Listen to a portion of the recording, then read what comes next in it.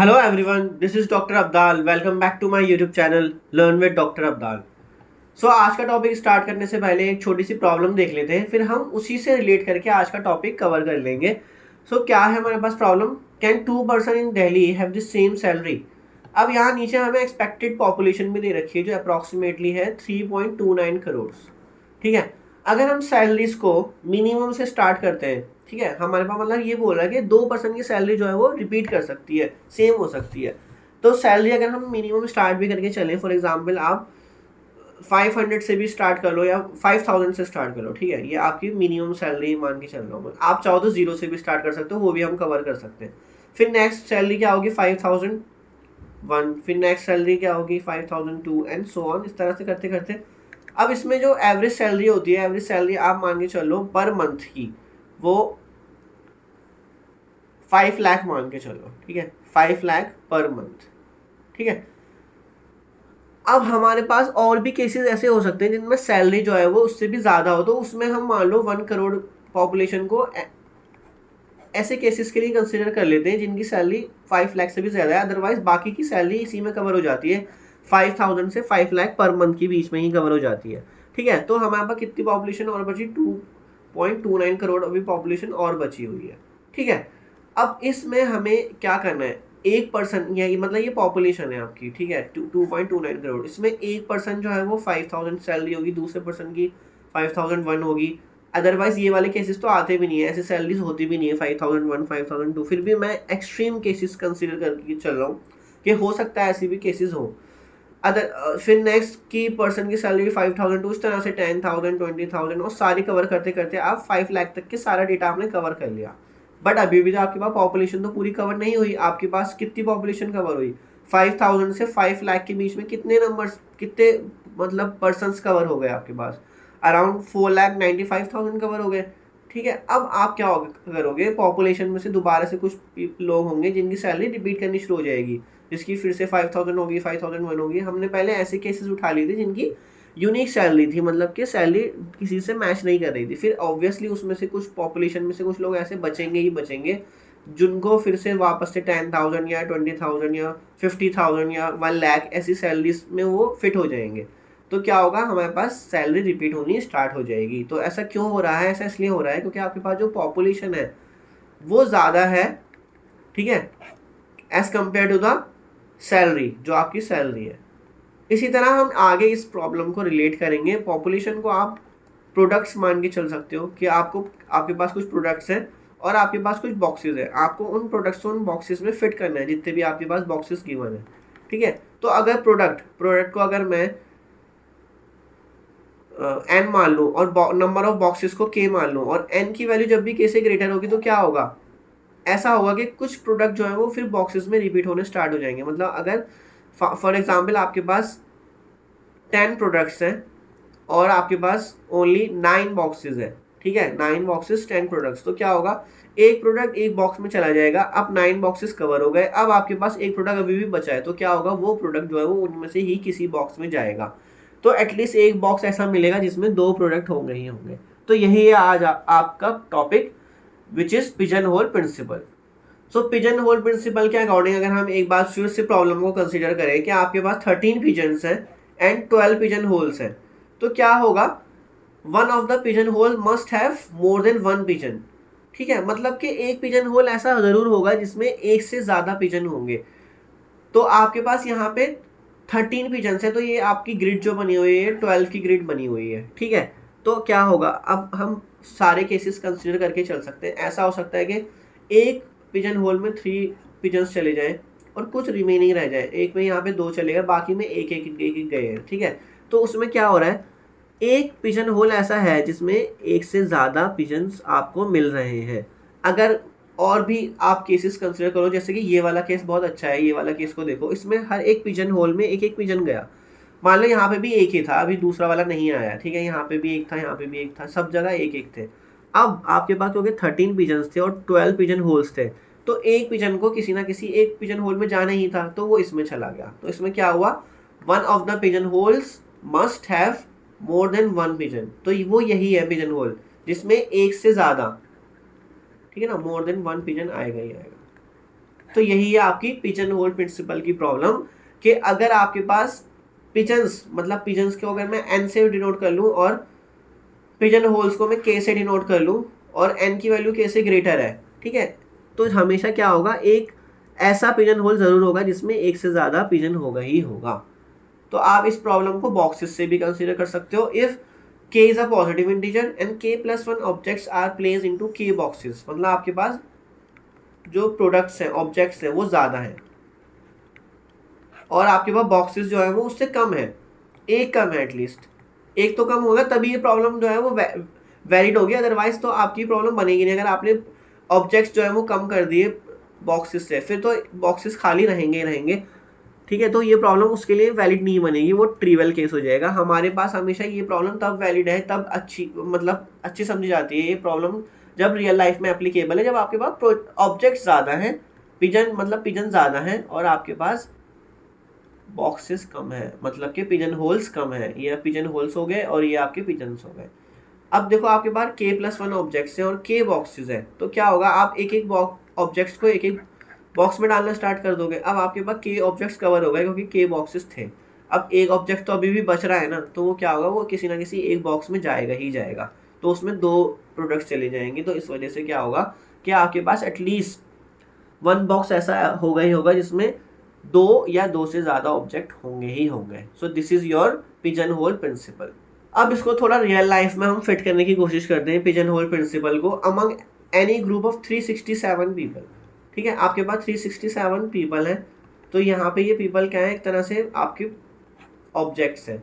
So there must be at least 2 with the same birthday because there are only 366 possible birthdays in a leap year. अगर आप एक ऐसा year उठा रहे हो जिसमें मैक्सिमम नंबर ऑफ डेज होते हैं, फॉर एग्जाम्पल लीप ईयर, तो उसमें 366 डेज होते हैं, ठीक है, ये हो गया आपके डेज। आपके पास पीपल थे और डेज थे, तो पीपल को आपने क्या लिया, ऑब्जेक्ट्स ले लिया, और डेज को क्या लिया आपने, बॉक्सेस की तरह ले लिया। अब आप क्या करोगे, हर एक पर्सन को एक एक डे में फिट करने की कोशिश करोगे, फॉर एग्जाम्पल, तो ये आपका वर्स्ट केस भी कंसीडर कर रहा है।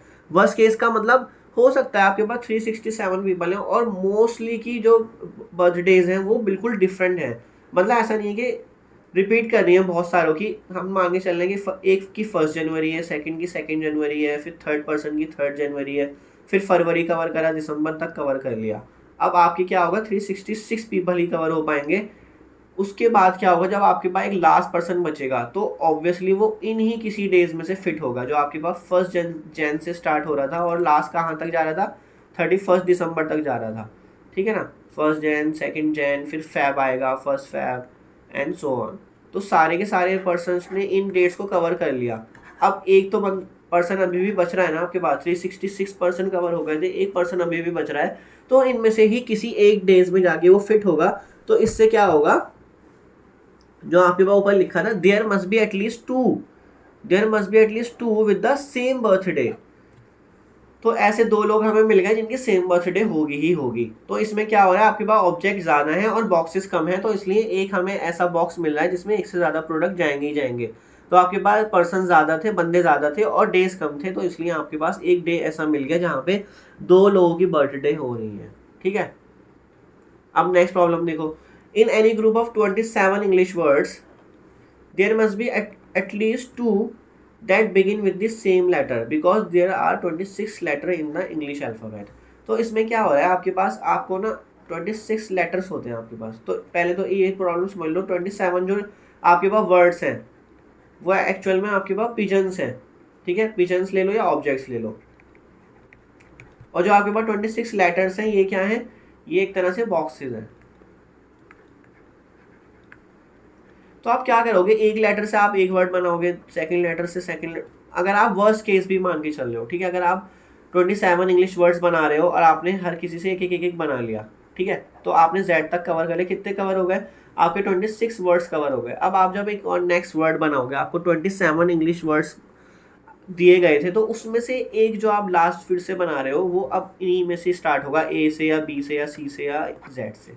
तो क्या होगा, there must be at least 2 that begin with the same letter. तो आपके पास एटलीस्ट ऐसे 2 वर्ड्स हो गए, at least 2 words having starting with the same letter, है ना। तो यही हमारे पास पिजन होल प्रिंसिपल की एप्लीकेशन है कि आपके पास जब भी बॉक्सेस ज़्यादा हैं और ऑब्जेक्ट्स कम है, पिजन होल्स सॉरी बॉक्सेस कम है और ऑब्जेक्ट ज़्यादा है, या फिर पिजन होल्स कम है एंड पिजन ज़्यादा है, तो एक ऐसा पिजन होल ज़रूर मिलेगा जहाँ पे एक से ज़्यादा पिजन होगा ही होगा। सो कुछ क्वेश्चन कर लेते हैं तो आपको ये प्रॉब्लम और अच्छे से समझ आ जाएगी। So in a group of 13 individuals gathered for a celebration, each person has a birthday that falls in one of the 12 months. ठीक है, आपके पास 13 इंडिविजुअल्स हैं और उनके जो बर्थडेज हैं वो 12 मंथ्स में से कहीं हो सकते हैं, किसी फर्स्ट मंथ में, सेकंड मंथ में, या थर्ड मंथ में, या 12th मंथ में। So given the scenario, can you tell the minimum number of individuals that must share the same birth month. अब आपके पास पता है सिर्फ और सिर्फ 12 मंथ्स ही होते हैं। सो आपसे पूछ रहा है minimum number of individuals that must share the same birth month. तो इसमें आपको पिजन होल प्रिंसिपल ही लगाना है। इसमें कैसे लगेगा, देखो आपके पास 12 मंथ्स हैं, तो आप 12 मंथ्स को इस तरह से रख लो, 1 2 3 4 एंड अप टू 12 तक रख लो। ठीक है, अब एक पर्सन का मान लो बर्थडे जनवरी में, एक का फरवरी में, एक का मार्च में, एक का दिसंबर में। अब आपके 12 इंडिविजुअल कवर हो गए। अब एक जो इंडिविजुअल बचा वो इनमें से ही किसी में जाएगा। फॉर एग्जाम्पल वो अप्रैल में चला गया, तो क्या हुआ, एक मंथ आपको ऐसा मिल गया जिसमें 2 इंडिविजुअल्स हैं, मतलब एक मंथ में 2 इंडिविजुअल्स का बर्थडे है, तो सेम मंथ में बर्थडे आ गया, तो वही मिनिमम नंबर ऑफ इंडिविजुअल उसने पूछा था, तो वो मिनिमम नंबर ऑफ इंडिविजुअल कितने हैं, वो 2 है। ठीक है, ये मिनिमम वैल्यू बता रहा हूँ। मैक्सिमम के लिए तो आप पता है क्या कर सकते हो, मैक्सिमम के लिए आपके पास 12 मंथ्स थे। ठीक है, 12 मंथ्स आपने रखा, हो सकता है सारों की बर्थडे जो है वो जनवरी में ही हो, तो आपके 13 के 13 जो है वो एक ही मंथ में आ गए। ये तो आपका एक ऐसा केस हो गया जो जिसको बाय चांस ऐसे कह सकते हो कि चांस ऐसा हो गया, या ऐसी सिचुएशन हो गई कि सबके, या आप लकी रहे कि सबके बर्थडे एक ही मंथ में हो गए। तो ये वाली प्रॉब्लम हमें नहीं देखनी है, हमें ये वाली प्रॉब्लम देखनी है कि जिसमें मिनिमम नंबर ऑफ इंडिविजुअल एक ही मंथ में आते हैं, तो वो 2 ही होंगे, 2 से कम नहीं हो सकते एक, क्योंकि आपके पास इंडिविजुअल ज़्यादा है, 13 इंडिविजुअल है एंड 12 मंथ्स है, तो इसलिए ऐसा हो रहा है। अब नेक्स्ट प्रॉब्लम देखते हैं, थोड़ी अलग है। How many student must be in a class to guarantee that at least 2 students receive the same score on the final exam if the exam is graded on a scale from 0 to 100 points। तो ये 0 to 100 points क्या है, ये actual में आपके pigeon holes है। ठीक है, आपको लेकिन क्या बताना है, इसमें आपको बताना है ऑब्जेक्ट्स या पिजन्स कितने होने चाहिए, कि क्या पूछा है, at least 2 student receive the same score. तो हम एक रेयर कंडीशन देख के चलते हैं। वर्स्ट कंडीशन ऐसी हो सकती है, आपके पास 0 to 100 ग्रेडिंग पॉइंट्स हैं। ठीक है, तो ये आपको ग्रेडिंग पॉइंट आपने इस तरह से रख लिए। ये क्या है, आपके एक्चुअल से पिजन होल्स है ये। तो 0 ग्रेड या 0 स्केल या 1 scale, 2 scale, 3 scale and up to 100 scale तक चले गए। तो ये कितने हो गए टोटल, ये टोटल हो गए आपके 101। अब वर्स्ट कंडीशन क्या हो सकती है कि एक स्टूडेंट आया उसको 0 ग्रेड मिला, एक स्टूडेंट आया उसको 1 ग्रेड मिला, एक स्टूडेंट आया उसको 2nd ग्रेड मिला। ये तो वर्स्ट कंडीशन हो सकती है। तो हम वर्स्ट कंडीशन ही देख के चलते हैं कि हो सकता है सारे स्टूडेंट के ग्रेड अलग अलग हो। तो 100 तक कवर हो गए, तो कितने स्टूडेंट कवर हो गए, 101 कवर हो गए। बट वो बोला है at least 2 student receive the same score. तो कितने टोटल स्टूडेंट होने चाहिए आपके पास कि एटलीस्ट 2 को तो सेम ग्रेड मिल जाए। तो ऑब्वियसली 102 होने चाहिए आपके पास, क्योंकि जब आपके पास 101 आपके पास ग्रेड्स थे तो आपने 101 को तो फिट कर दिया उन ग्रेड्स में। बट अगर एक बच्चा अभी भी बच रहा है तो वो अब इन्हीं में से किसी में जाएगा। फॉर एग्जांपल यहाँ 10 ग्रेड है तो वो एक इसी में चला गया, या फिर कोई और सा ग्रेड मिल गया, 0 to 100 कुछ भी मिल सकता है उसको। तो एक ग्रेड ऐसा होगा जहाँ पे 2 स्टूडेंट होंगे ही होंगे। तो हमारे पास उसने यही पूछा था, how many student must be in a class. तो 102 स्टूडेंट होने चाहिए अगर आप चाहते हो कि एटलीस्ट 2 स्टूडेंट को सेम स्कोर मिले या सेम ग्रेड मिले। अब नेक्स्ट हम देखते हैं जनरलाइज पिजन होल प्रिंसिपल। अब ये कब यूज़ होता है, जब आपके पास वैल्यूज़ बहुत बड़ी बड़ी होती हैं, तब आप इसको यूज़ कर सकते हो फॉर्मूले को। जब आपके पास 12, 13, 100 तक भी वैल्यू थी तो आपने क्या करा था, वो सीधा सीधा पिजन होल्स में फिट कर करके देख लिया था और आपने सीधा सीधा आंसर बता दिया था। अब ज़रूरी नहीं है आप हर चीज़ को मतलब इस तरह से ग्राफ बना के या फिर कुछ पिक्चराइज करके उसको बना सको। तो उसके लिए फिर हमारे पास एक मैथमेटिकल फॉर्मूला होना ही चाहिए। तो जनरलाइज पिजन होल प्रिंसिपल में वही हमें मिलेगा एक फॉर्मूला। तो क्या है, आपके पास n ऑब्जेक्ट्स हैं, if n objects are place into m boxes. ठीक है, हम पिजन होल्स को ऑब्जेक्ट्स ऑन बॉक्सेस में कन्वर्ट कर दिया है प्रॉब्लम को। ये वही प्रॉब्लम है, ऑब्जेक्ट्स का मतलब है पिजन्स और बॉक्सेस का मतलब है पिजन होल्स, ठीक है ना, क्योंकि ऑब्जेक्ट्स को बॉक्सेस में फिट कर रहे हो तो पिजन जो है वो पिजन होल में ही फिट होगा ना कि पिजन होल पिजन में फिट हो जाएगा, ऐसा नहीं हो सकता। So if N objects are placed into M boxes, then there is at least one box containing at least N by M objects. अब ये फंक्शन होता है, इसको बोलते हैं हम ceiling function. N by M objects जो इसने लिखा है इस तरह से यहाँ पे ऊपर, इसको क्लोज करा है ब्रैकेट को ऊपर की तरफ से, क्लोज ब्रैकेट बोलते हैं इसको, तो इसको सीलिंग फंक्शन बोलते हैं। सीलिंग फंक्शन का मतलब है आपको अगर रियल लाइन पे कुछ नंबर दिया जाए, फॉर एग्जांपल मैंने रियल लाइन पे आपको नंबर दिया 9.8, ठीक है, मान लो इसकी वैल्यू 9.8 जो अंदर है इसकी वैल्यू 9.8 आ रही है, तो 9.8 का सीलिंग फंक्शन क्या बनेगा, इससे बड़े जितने भी इंटीजर्स हैं 9.8 से बड़े, तो वो क्या क्या होंगे, 10 होगा, 11 होगा, 12 होगा, ये सारे होंगे, ठीक है, 10, 11, 12, 13, 14 एंड सो ऑन।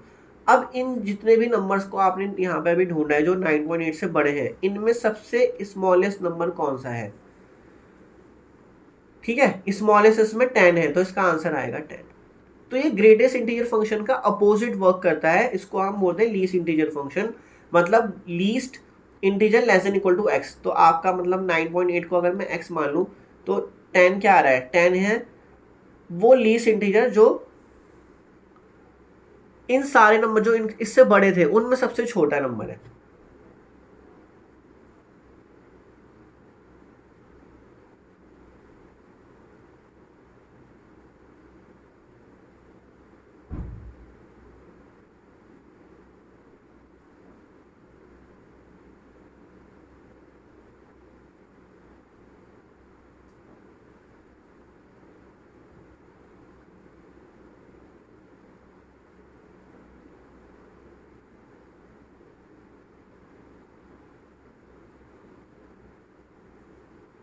तो इसको हम किस तरह से लिख सकते हैं लैंग्वेज में, इसको हम लिख सकते हैं स्मॉलेस्ट, या फिर आप एक वर्ड और यूज कर सकते हो least, least integer, smallest integer, so smallest integer greater than equal to X, ठीक है, ये इसका आपका फॉर्मूला बनेगा सीलिंग फंक्शन का या फिर लीस्ट इंटीजर फंक्शन का। इसको हम लीस्ट इंटीजर फंक्शन भी बोलते हैं, जैसे आपने ग्रेटेस्ट इंटीजर फंक्शन पढ़ा था, लीस्ट इंटीजर फंक्शन। तो लीस्ट क्यों आ रहा है इसमें वर्ड, क्योंकि हम सारे के सारे जितने भी नंबर्स, जितने भी इंटीजर्स 9.8 से बड़े हैं उनमें से लीस्ट नंबर उठा रहे हैं, तो इसका आंसर 9.8 का आंसर 10 आ रहा है हमारे पास, ठीक है। अगर आप इसको ऐसे देखो, यहाँ पे आपके पास है 5.2, तो 5.2 का आंसर क्या आएगा, उसके बाद जो नेक्स्ट नंबर है इंटीजर से बड़ा, तो उसका आंसर 6 आएगा। तो 5.0001 भी ले लो तो उसका आंसर क्या आएगा, आपने ऊपर से इसको क्लोज करा है, ठीक है, ये याद रखना, तो उसका आंसर आएगा 6, ठीक है। लेकिन ग्रेटेस्ट इंटीजर फंक्शन को हम फ्लोर फंक्शन भी बोलते हैं, तो उसमें क्या वैल्यू आएगी, अगर 4.9 लिखा है तो उसमें आंसर आएगा 4, ये है आपका ग्रेटेस्ट इंटीजर फंक्शन। तो ये उल्टा काम करते हैं दोनों एक दूसरे के। सो हमारा फोकस कहाँ पर है, हमारा फोकस है सीलिंग फंक्शन पे, जो कि आपके यहाँ पे दे रखा है, ठीक है, यहाँ पे जो दे रखा है हमारा मेन इंटरेस्ट इसमें है। तो हाँ, इसकी वैल्यू क्या होती है, जो भी आपके पास यहाँ पे वैल्यू है, फॉर एग्जांपल अगर मैं नेगेटिव वैल्यू, लेकिन वैसे नेगेटिव इसमें कुछ आएगा नहीं तो हम पॉजिटिव में ही डील करेंगे। अगर आपका फॉर एग्जांपल वैल्यू आ रही है 0.9, तो इसके बाद जो नेक्स्ट इंटीजर है वो है क्या है 1, तो इसकी वैल्यू क्या आएगी 1 की, 1 की वैल्यू 1 ही आएगी, क्योंकि हमारे पास smallest integer greater than equal to x, जो उसके ग्रेटर है और उसकी इक्वल है, उनमें से स्मॉलेस्ट कौन सा है, तो 1 भी है, 2 भी है, 3 भी है, 4 भी है, तो उसमें स्मॉलेस्ट कौन सा है, वो है 1। तो आपको सीलिंग फंक्शन इस तरह से याद रखना है, जो भी नेक्स्ट इंटीजर उससे बड़ा है। अगर आपका इंटीजर ही आ गया वो फाइनल आंसर जो आपका यहाँ ब्रैकेट के अंदर आ रहा है, फॉर एग्जांपल आपका 3 आ गया यहाँ पे वैल्यू, तो 3 की वैल्यू सीलिंग फंक्शन में 3 ही होगी, ठीक है। आई होप आपको ये सीलिंग फंक्शन कैसे काम कर रहा है समझ आ गया हो, तो इसको एग्जाम्पल के थ्रू भी समझ लेते हैं। सो हमारे पास यहाँ पे 100 पीपल हैं, so there are at least n by m is equal to 9 who were born in the same month। तो आप उसको वैसे ही मंथ के वाइज, आपके पास मतलब 100 पीपल है और आपके पास सिर्फ 12 मंथ्स है, तो आप देखना चाहते हो ऐसे कितने लोग हैं जो जिनका बर्थडे सेम मंथ में आता है। तो आप क्या करोगे, 100 आपके पास पूरे लोग हैं और उसको 12 से डिवाइड कर दोगे और उसका सीलिंग फंक्शन ले लोगे। अब जब आप 100 को 12 से डिवाइड करोगे तो क्या वैल्यू आएगी, 0.3 समथिंग आएगी, ठीक है। अब इसमें हमने जब सीलिंग फंक्शन लगाया तो नेक्स्ट नंबर क्या आया जिससे बड़ा, वो है 9। सीलिंग फंक्शन मतलब जो सारे नंबर, वो सारे इंटीजर जो या तो इसमें जो वैल्यू है उस x के इक्वल हो या उससे बड़े हो, उसमें स्मॉलेस्ट नंबर उठाना है। तो 8.3 को आपने रियल लाइन पे बना लो। 8.3 के बाद क्या आ रहा है, नेक्स्ट इंटीजर 9 आ रहा है, नेक्स्ट इंटीजर 10 11। अब इन सारों में से जो भी सबसे स्मॉलेस्ट होगा, 9 10 11 12 13, इन सब में से जो सबसे स्मॉलेस्ट है वो कौन सा है, वो है 9। तो इसलिए इसका आंसर आएगा 9। मतलब 9 पीपल ऐसे होंगे जिनका बर्थडे सेम मंथ में होगा। अब यहाँ पे अगर मैं ऐसे कितने इस मिनिमम नंबर ऑफ इंडिविजुअल आपको चाहिए कि जिनका बर्थडे सेम मंथ में आ जाए और वो टोटल नंबर ऑफ जो इंडिविजुअल है वो 9 हो जाए, तो स्मॉलेस्ट नंबर कौन सा होगा, 100 तो स्मॉलेस्ट नहीं है। तो अगर मैं यहाँ पे 97 ले लूँ, आपके पास मतलब 97 पीपल है, तो क्या होगा इसमें, जब मैं 97 को 12 से डिवाइड करूँगा और आपका सीलिंग फंक्शन बनाऊंगा, तो इसका आंसर मतलब क्या वैल्यू आएगी, क्योंकि 8 टाइम्स तो ये बिल्कुल परफेक्टली चला जाएगा 12 से जब आप डिवाइड कर रहे हो, उसके बाद भी जब बच रहे हैं तो पॉइंट में कुछ आंसर आएगा। तो 8.08 अराउंड आ रहा है इसका आंसर, तो इसका भी वैल्यू 9 ही आएगी जब आप सीलिंग फंक्शन इस पर अप्लाई करोगे। तो सीलिंग फंक्शन अप्लाई करने के बाद अभी भी वैल्यू 9 आ रही है, मतलब अगर आपके पास 97 नंबर ऑफ इंडिविजुअल है, तब भी 9 इंडिविजुअल ऐसे होंगे जिनका बर्थडे सेम मंथ में होगा। ठीक है, तो ये मिनिमम है, ये 97 से नीचे नहीं जा सकता। अब जैसे आपने 96 करा तो वो तो 12 से पूरा पूरा डिवाइड हो जाता है, तो इसकी वैल्यू क्या आएगी, इसकी वैल्यू जब आप 12 से डिवाइड करोगे तो 8 आएगी, और 8 की वैल्यू सीलिंग फंक्शन के अकॉर्डिंग 8 ही होती है। तो इसमें आपके पास 8 इंडिविजुअल ऐसे होंगे जिनका बर्थडे सेम मंथ में आएगा, बट हमें 9 चाहिए था, तो 9 के लिए मिनिमम इंडिविजुअल कितने होने चाहिए आपके पास, 97। आप इसी प्रॉब्लम को वैसे भी सोच सकते हो, जैसे आपने बिना फॉर्मूले के सीखा था, आपके पास 12 मंथ्स है, ठीक है, 1 2 3 4 5, ठीक है, 6 7 8 9 10 11 12। अब आप क्या करो, इसमें आप सीधा सीधा फिट करना शुरू कर दो इंडिविजुअल्स को। सबसे पहले एक इंडिविजुअल यहाँ आया, ठीक है, सब सारे मंथ्स में एक एक इंडिविजुअल आ गए, तो 12 हो गए। फिर दोबारा से एक एक इंडिविजुअल आएगा, तो कितने हो जाएंगे, 24, तो यहाँ हुए 12। फिर एक एक दोबारा से इंडिविजुअल आएगा,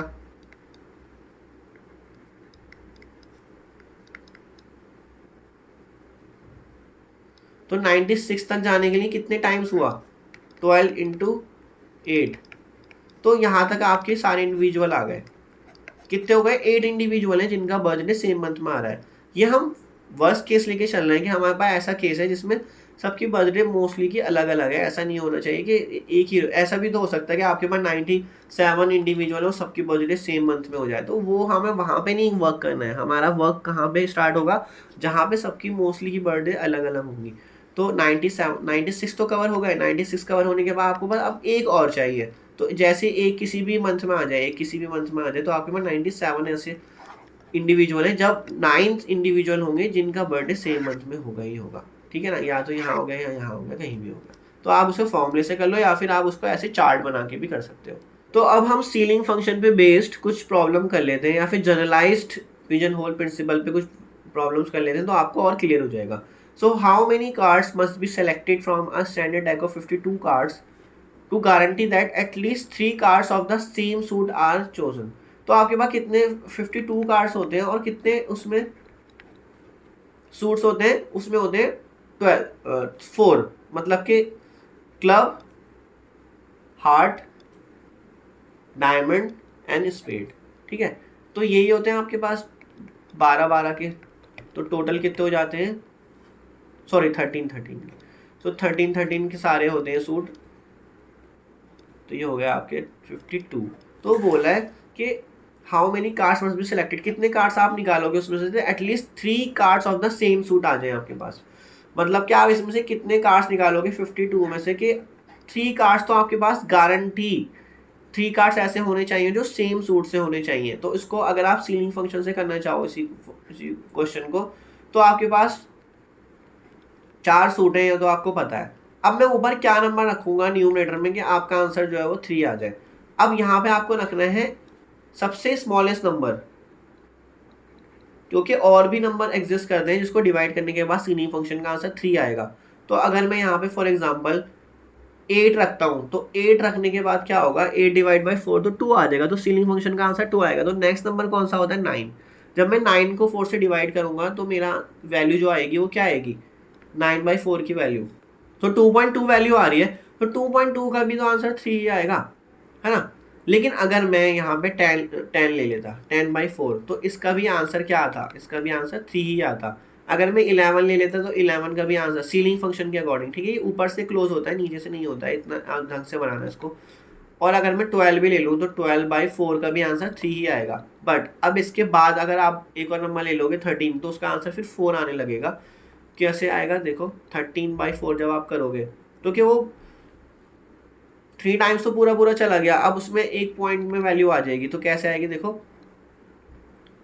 3.1 तो 3.2 आया, तो इसका आंसर 4। अब हमें 4 में इंटरेस्ट नहीं है, हमारे पास उसने पूछा था at least 3 cards of the same suit, तो उसमें स्मॉलेस्ट नंबर 9 है, आपको स्मॉलेस्ट पे वर्क करना है ना कि लार्जेस्ट पे। लार्जेस्ट नंबर तो 12 है, 11 भी है, 10 भी है, बट इनमें सबसे स्मॉलेस्ट कौन सा है, इसमें सबसे स्मॉलेस्ट 9 है। तो आपको हमेशा आंसर जो देना है वो 9 के लिए ही देना है। और सीलिंग फंक्शन का आंसर सारी वैल्यूज़ के लिए, 10 के लिए भी, 11 के लिए भी, 12 के लिए भी, सबका आंसर 3 आ रहा है, बट 9 के लिए आपका वर्क करेगा यहाँ पे। तो आपका जो आंसर है वो, जो उसने बोला how many cards must be selected, तो उसका आंसर आएगा 9, ठीक है। तो मस्त सिंपल सा आपने क्या रखना है, इस तरह से 9/4 करके दिखा रहे हैं, इसका आंसर 3 आएगा, और आपका जो वैल्यू फाइनल आंसर बना वो आपका बना 9, ठीक है। अब और क्वेश्चन देख लेते हैं इस पर। Find the minimum number of books that must be placed on 4 shelves to ensure that at least one shelf contain at least 3 books, ठीक है। 4 shelves हैं आपके पास टोटल, उसमें आपने बुक्स को रखना है, तो मिनिमम नंबर ऑफ बुक्स पूछ रहा है वो कितनी होंगी कि एटलीस्ट एक शेल्फ ऐसी हो जिसमें कम से कम 3 बुक्स हो। तो देखो आपको कैसे बनाना है, आपने सीलिंग फंक्शन में लेना है, 4 शेल्फ्स हैं आपके पास टोटल, तो 4 से डिवाइड कर देना है। अब आंसर 3 कब आएगा इसका, बस आपको ये बताना है। वो बोले ना at least one shelf contains at least 3 books, है ना, एक शेल्फ ऐसी होनी चाहिए जिसमें 3 बुक्स हो। तो अब आप ऊपर यहाँ पे न्यूमरेटर में क्या वैल्यू रखो, स्मॉलेस्ट वैल्यू, जिसके सीलिंग फंक्शन अप्लाई करने के बाद 3 आंसर आ जाए, तो होगा 9, क्योंकि 9/4 जब आप करते हो तो 9/4 का आंसर क्या आता है, 2.2, तो इसकी वैल्यू क्या होती है, 3 होती है, तो इसलिए इसका आंसर भी 9 ही होगा, ठीक है। अदरवाइज आप उसको ऐसे भी सोच सकते हो, आपके पास 4 शेल्फ्स हैं, अब 4 शेल्फ्स में आपने बुक्स रखनी स्टार्ट करी, तो आपने एक बुक रखी, एक एक बुक रखी सब में, ठीक है। उसके बाद आपने 2-2 बुक्स रखी, तो 8 बुक्स तो हो गई। अब आप जैसे ही एक और बुक्स रखने जाओगे, एक बुक आपके हाथ में, जैसे आप एक और बुक रखने जाओगे तो कोई सा एक शेल्फ होगा जिसमें 3 बुक्स हो ही जाएंगी, तो उसमें मिनिमम नंबर ऑफ बुक्स ही बतानी होती हैं आपको, तो आंसर आपका यहाँ पे बनेगा 9। नेक्स्ट प्रॉब्लम देखो, so what is the minimum number of student required in a discrete mathematics class to be sure that at least 6 will receive the same grade, ठीक है ना, मतलब 6 स्टूडेंट को सेम ग्रेड मिल जाए, ऐसा कब होगा, if there are 5 possible grades are there, ABCDE grades हैं आपके पास, तो मिनिमम नंबर ऑफ स्टूडेंट पूछ रहा है। देखो अब आप कैसे करोगे इस क्वेश्चन को, आपको आंसर में 6 चाहिए, मतलब यहाँ पे 6 आना चाहिए, और ग्रेड कितने हैं टोटल ग्रेड्स आपके पास, टोटल ग्रेड्स हैं आपके पास 5, ABCDE, तो आप 5 से डिवाइड करोगे। अब 5 से जब आप डिवाइड करते हो तो आंसर सीलिंग फंक्शन के अकॉर्डिंग, अगर मैंने यहाँ पे 25/5 करा तो 25 तो परफेक्टली डिवाइड हो जाता है 5 से, तो 5, और 5 पे जब आप सीलिंग फंक्शन लगाओगे तो सीलिंग फंक्शन लगाने के बाद क्या आएगा आंसर, 5 ही आएगा। तो आपको उससे एक ज़्यादा ले लेना है, मतलब 25 से एक ज़्यादा लोगे, 26 कर लोगे अगर इसको, तो जब आप 26 को 5 से डिवाइड करते हो तो क्या वैल्यू बनती है एक्चुअल में, जो आपका फ्रैक्शन में वैल्यू, पॉइंट्स में वैल्यू आती है, तो 5 बार तो पूरा चला गया, बचा एक, तो आप जब उसको 5.2 कर दोगे, तो 5.2 पे जब आप सीलिंग फंक्शन लगा दोगे तो उसका आंसर क्या आएगा, 6। तो यही है आपका आंसर इसमें।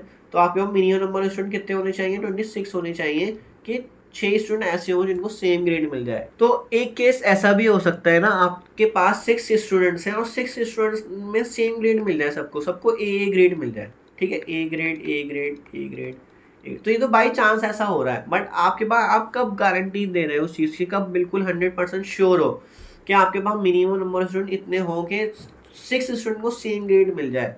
तो आप इसको ऐसे भी सोच सकते हो कि आपके पास 6 ग्रेड्स हैं, सॉरी 5 ग्रेड्स हैं आपके पास, ABCDE, तो हो सकता है एक स्टूडेंट को ये वाली ग्रेड मिले, फिर दोबारा से स्टूडेंट आए उनको ये वाली ग्रेड मिले, फिर 3 हो गए सब में, फिर 4, फिर सब में 5, तो हम रेयर केस लेके चल रहे हैं, बिल्कुल वर्स्ट सिनेरियो। तो आपके पास अभी सबके पास 5-5 ग्रेड हो चुके हैं। अब उसने पूछा था at least 6 will receive the same grade.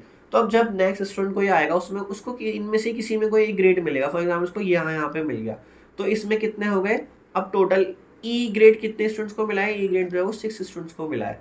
तो इस तरह से भी आप सोच सकते हो, या फिर आप सीलिंग फंक्शन वाले फॉर्मूले से भी सोच सकते हो। तो दोनों तरह से करेक्ट आंसर है इसका 26। तो एक प्रॉब्लम और देखते हैं। Find the minimum number of student in a class to be sure that 4 out of them are born in the same month.